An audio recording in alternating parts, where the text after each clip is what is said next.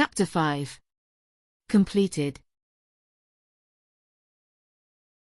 Chapter 5. The sparkle in your eyes. They make me lose. In an infinite ocean of your love. Anonymous. Deboke savored breakfast, a little sweet wine mixed with an egg, milk and honey. Best for complicated mornings, after drinking a drink from the contents of the cup. His right hand touched his broken lower lip. He hadn't had a good fight in more than 20 years. Noticing the pain in his lip when he was pressed by his finger reminded him of old times. It was fortunate that despite the fight no one drew a weapon, so the problem would have been much worse. The brawl lasted as long as it took Arian to launch a huge blue beam and leave them all scared. The priestess forced the mercenaries of the fire sword to retreat to their barracks and the rest of their companions to stay still. Thanks to her, the fight did not go any further. Deboke sighed before speaking. Alone.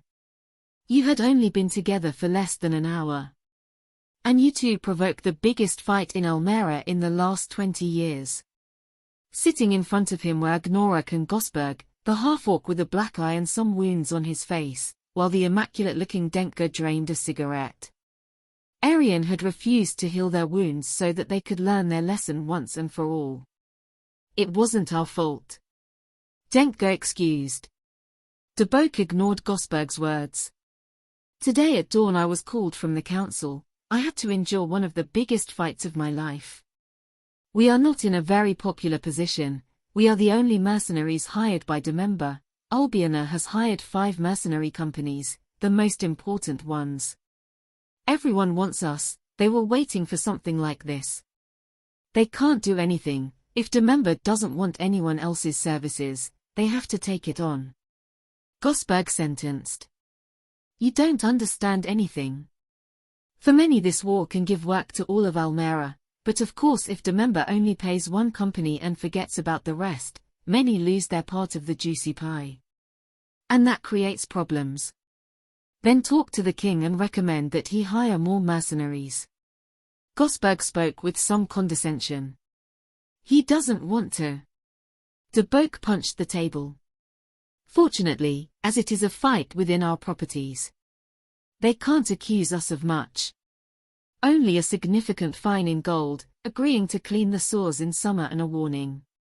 And the company of Arisa. She was with me at the meeting. The council's anger was also for her. The same, exactly the same, even greater as she is the one who came to our headquarters. For if she had a complaint about the behavior of a little Denka she should have brought it to the attention of the council and not taken the law into her own hands. Agnoruk turned his head and looked at Gosberg. He was very calm. He seemed to be very amused by this whole thing. Arisa is very beautiful when she gets angry.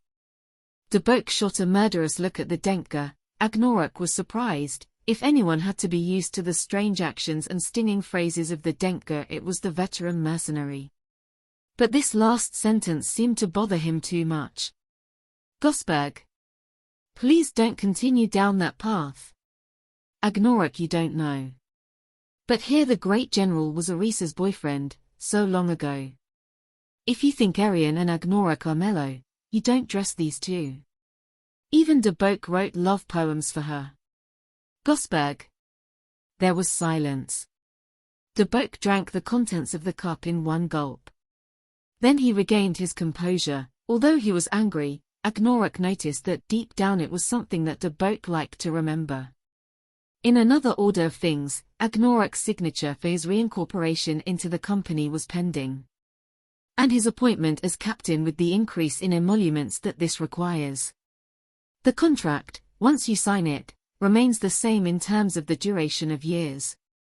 That is, you have to finish the 3 years. I have agreed to Arian and Aris' request for you to finish the contract just when they end. In 3 years' time. If in 3 years Arian, Aris, their cousins, and Kush are out of contract and you can do whatever you like. Of course if you want to stay here, I'll be delighted. But I'm afraid Arian and Aris don't have that intention. Agnoruk read the contract. It was the company's ordinary model, nothing new. Only that in the paper of the notification of his promotion to captain, 2 others were needed apart from his signature. The half-orc signed the papers. De Boek then signed both documents and presented Gosberg with the promotion paper. Now for your promotion to be official, we need the signature of another founding member of the company. The Denka stood up and signed the document as well. Now the half-orc was really surprised.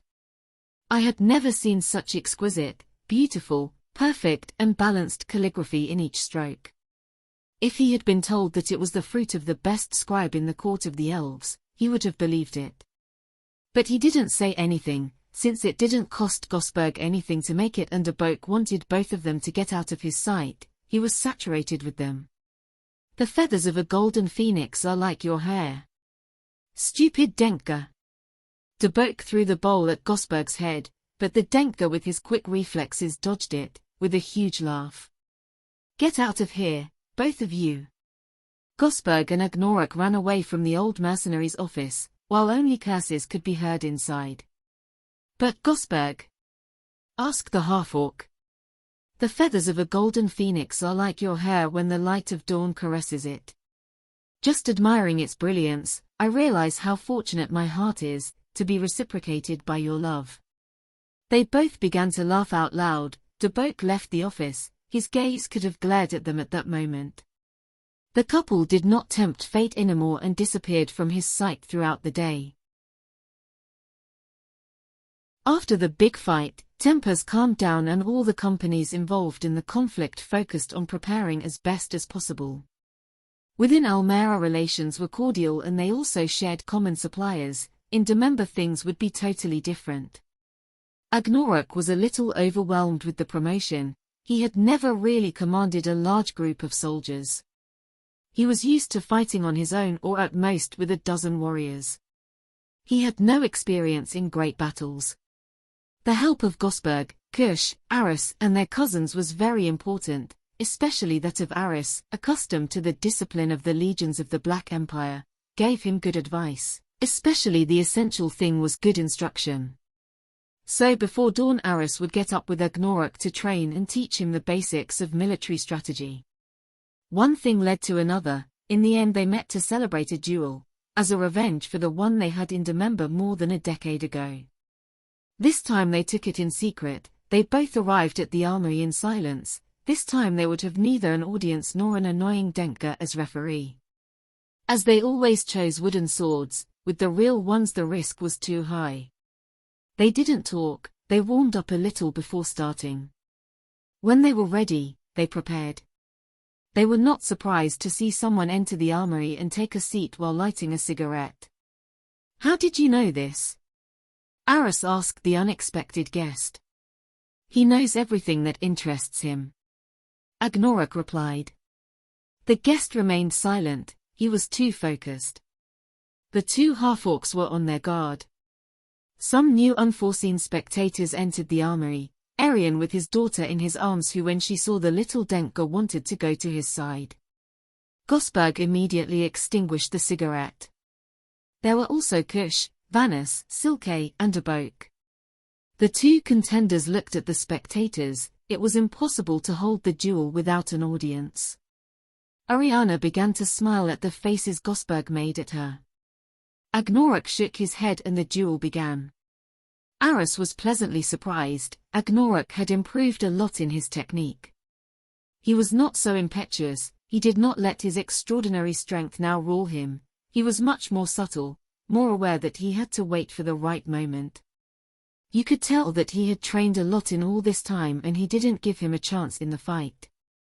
The first touch to the neck came after 2 minutes of rapier exchanges. A slight ribbon, a quick movement and a goal to 0. They were all impressed by Agnoruk's transformation. Vanis had already told them that the half-orc had nothing to do with the one who had left the company. The years of adventures had changed him. Gosberg had insisted that he improve his swordsmanship. It was the main reason for the journey to the land of the Kendalis and the kingdom of the Amazons. The second round began. Aris again had no choice and the prince, although married and with a daughter, had not stopped practicing his fencing, but he was no match for Agnoruk. Aris tried everything, Low blows, headbends, dodging, unbalancing and attacking, but Agnoruk was faster, more agile and more skilled. He seemed to know his moves ahead of time and always had just the right action to counter his attacks. If his orc cousins had seen him fight, they would have no doubts, Agnoruk would be a new Ashura. The duel ended soon. A subtle ribbon by Agnoruk, followed by a blow on the wrist of Aris, who wielded the sword, and to finish with an accurate rapier on the neck. Everyone was silent in awe. Even Ariana looked enraptured at the winning action of the duel. Agnoruk let go of the wooden sword. Vanus began to applaud, as did Kush, Silkeri and Agnoruk. Then Arian and Ariana joined. Aris went to congratulate Agnoruk. "It's the most amazing thing I've ever seen. Worthy of an Ashura." "It is nothing, my lord." Agnoruk bowed his head. Arian looked at them in silence. Although Agnoruk had not been raised with the White Orcs, he still honored him as a king, despite now being a warrior far superior to Aris. While Aris was showing her age, now she had a well-groomed beard that already showed some grey hair. Agnoruk was the same or even looked younger. It was a subtle detail, but the divine inheritance did not go unnoticed by the expert eyes of the priestess. The duel had lasted much less than the previous one. Kush and Agnoruk were frankly impressed. "You had told us how much it has improved, but I didn't expect something like this," the magician commented. Gosberg smiled slightly and turned to both of them. "You haven't seen anything. The day he accepts who he really is, no one will be able to stop him." The outcome of the duel was kept secret for a long time. It was of no interest that it was known that Aris had lost a second duel against Agnoruk. Although it is true that the rumor of the celebration of this second fight spread, it was never mentioned who the winner was. At noon, Agnoruk gathered the company's staff. They could not delay the departure of their troops any longer. As usual with him, everything was perfectly organized. When they arrived at the meeting, they found a huge map of the Dragon's Ridge presiding over the table. On the map, through a series of miniatures, the strategic points and the possible settlement of the enemy troops were indicated. Arian accompanied the captains in the meeting. Kritis was present in. As a counselor, being a dwarf, albeit from the hills, he could help predict the steps of his cousins. Agnoruk began with the explanations. "It is clear that we have three threats: in the north the dwarfs of the Dragon Ridge, in the south Albiona with his armies, and in the west Scythia." "Scythia has never had a large army," commented Aris. "You know it's forbidden, but the story is that Albiona has bought the services of the best mercenary companies in Almera to support Scythia's army. So we have three fronts to control. Indeed, they outnumber us and we have to divide our forces. Once we disembark and arrive in Demember, the plan will be to leave Agnoruk in the north at the Red Mines. Kush to Kazmin, there you can defend the southern border. Silke, you will place yourself in the center of the kingdom. You will support those who need it most. Loranthas and Aris to the southwest. You will watch both the south and the west. Aris, I think you will focus on the Black Castle. While Loranthas, you will be in the royal palace. For my part, I will stay in the north, Minas Dakar. I will be able to support you in case of need."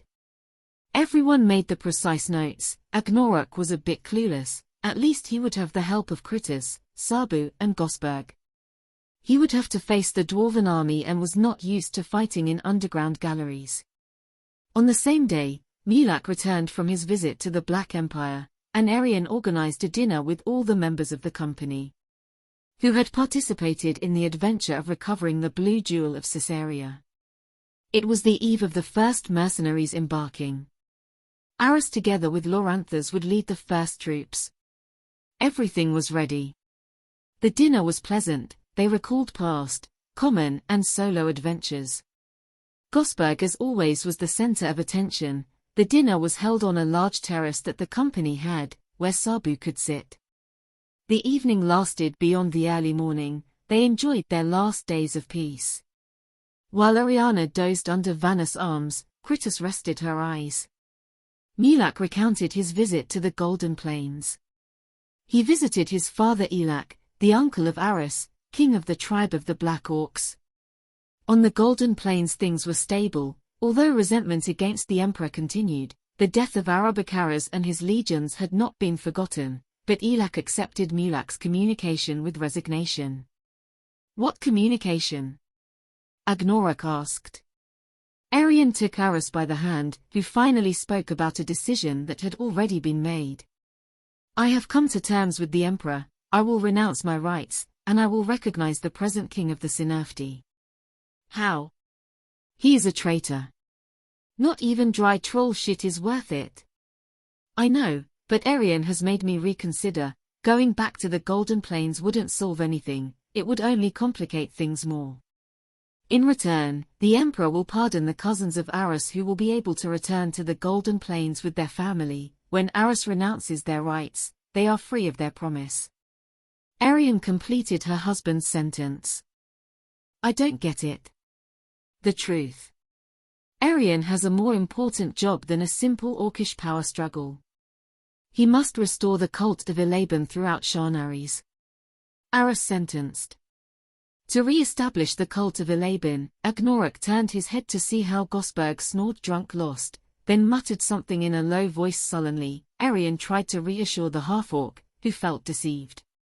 You didn't come back by chance, you had 3 years left on your contract, which is left for the rest of us. Once that period is over, we will all leave the company. Did you know this, Kush? Agnoruk asked the magician to make sure that what he heard was really true. The wizard smiled slightly, seeming to wait for the half-orc's reaction, as he took a drag on his pipe to try to soften the tone of the conversation. Yes, he was present when we broke the news to Debok. He almost fainted, but he accepted it. He had no choice. That's when we decided to go in search of you. Does Gosberg know? We decided it among all of us in the Tripulia group, but we also all agreed that we had to be the complete group again. You were missing. And when the war ends? Agnoruk was very sharp. Rarely did an iron war last more than a year for better or worse, and then they would have 2 years of service to go. Something didn't fit the story. Arian smiled enigmatically as he drank some wine. It wasn't that easy to fool the half-orc. It remains to be specified, but we will surely have one last more Agnoruk mission. Then you can retire to live your days quietly in Vale Nevodo. What are you hiding from me? They knew something, although they didn't want to tell him anything. The trio exchanged glances of complicity, but it was Arian who settled the matter. You'll know in due time. Let's first finish off Olbiana once and for all. They didn't talk about it anymore, and the evening ended with that conversation. They said goodbye. Agnoruk arrived at his chambers. One of the advantages of being a captain is that you were entitled to a single room.